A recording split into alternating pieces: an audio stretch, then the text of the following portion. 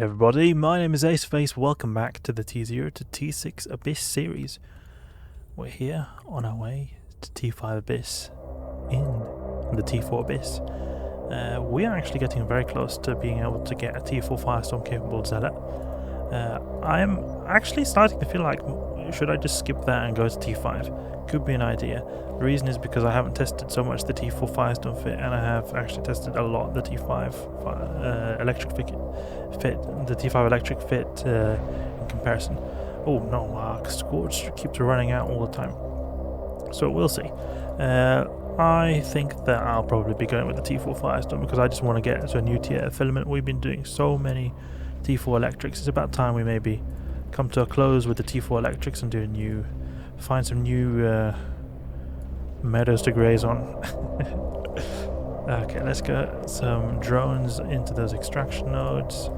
Also one over there, and there's also one over there. Get a drone over here, please. Thank you very much. Good, and now I'll go for this one over here. Grab this one, and we can even unlock this one just to not get confused, and then have one of our drones go for the bi-adaptive here. And we can go to the transfer conduit and have the MTU be deployed there.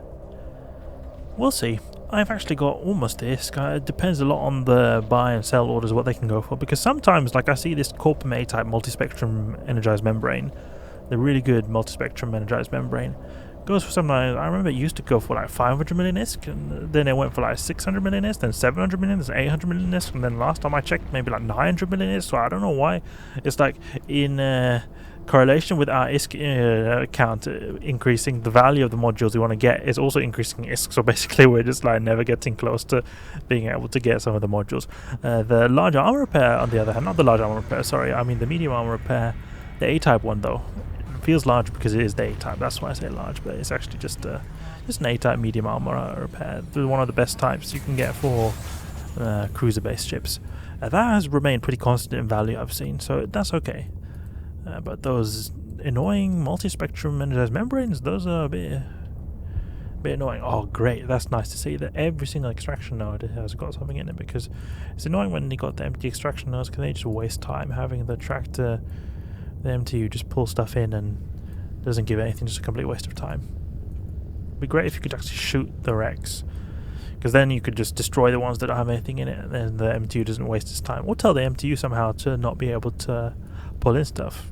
I think that FanFest, I don't know if it was FanFest or some kind of Evil Line event, there was some guy who asked from Wormhole Corporations to ask if the MTU can have a bit more like smart functions. I can't remember the exact functions, but I believe it was that if they could just not pull in empty wrecks. But I remember it was like a really big, like the staff there were not agreeing with him or something, but it made a lot of sense, I thought, what he was saying at least. There's a lot of this like Jovian stuff that I think is pretty cool that seems to be going on around in the news. I think it's pretty hard to understand it all, but it's cool to see that the story arc of EVE Online seems to be proceeding and evolving. Get those extraction nodes in. Come on, extraction node. Zealot hiding out here like a chicken. It reminds me a lot of a chicken. We've got actually some chickens in our garden, and they sort of hide like this sometimes if they're afraid, with their butt out, head in some kind of small small hole or something. I wish that the Zealot can get a remodel, actually. I know a lot of people really like the nostalgic feel of the old models, but the Zealot and Omen, I think that they could really get a little bit of a touch-up, modernization of their models. 6.9 million, nothing amazing. It's just the way it is sometimes, with 4 loot cans in total. 11 million, not the best. But it can be worse, but it is actually pretty bad when you take into account that there are so many extraction nodes we waited for. Curb this. Okay. There's one over there. Let's go for this one here. Illuminators and entanglers. We want to go for these ones first. Scorch, get that going on. We can even have the drones go for one of these bi-adaptives here. There's one to be in range to be able to tell my drones to go on these extraction nodes. It's just this one here that I need to... Come on, come on, come on. Why can't I? Oh, so annoying. Sensor dampening scrubs. Basically I have to destroy all these stupid sleeper crews before I can do anything. Great, and obfuscate, take him out please. The Zealot is really great at destroying the cruisers, like machine gun style, takes care of them because it just doesn't care at all. Beams go straight on them. Straight on the targets without any delay. Okay, now it's time to go for the... in this direction towards the biodash with cash, because this is where the other extraction node... You see this over there? There's that one over there. That extraction node, we need to go for that one. Okay, and there we got Corpus running away. We should be shooting at all times. There should actually be no reason we should, in an optimal condition, that we should not be shooting in the abyss with our Zealot.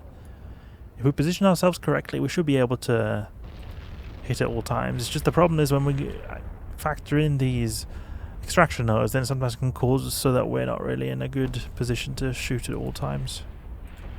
Right now is going to be a lot of dead time where actually our DPS is not being used for anything meaningful because we're out of range of Corpus, so even with our long range ammunition we cannot even do anything.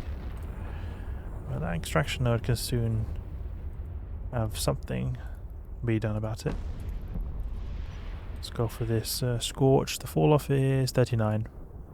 We're able to face tank Corpus for quite a bit of time just because of how powerful the Zealot here is. Got very good resists, really exceptionally good resists. Let's see if we can just park outside this transfer conduit quickly so that we can put the MTU down. But the resists on this thing, oof, they're so good. So I mean, we take a wrecking shot, it just does a bit of armor. Even though actually the HP of the Zealot is pretty low. It's pretty low compared to some other ships. I mean, it's not the lowest. I'm talking about like the raw HP. I'm not talking about the resists. I'm talking about the raw HP. Gila, for example, Gila's default shield HP is 4k. So it's quite a bit more than this.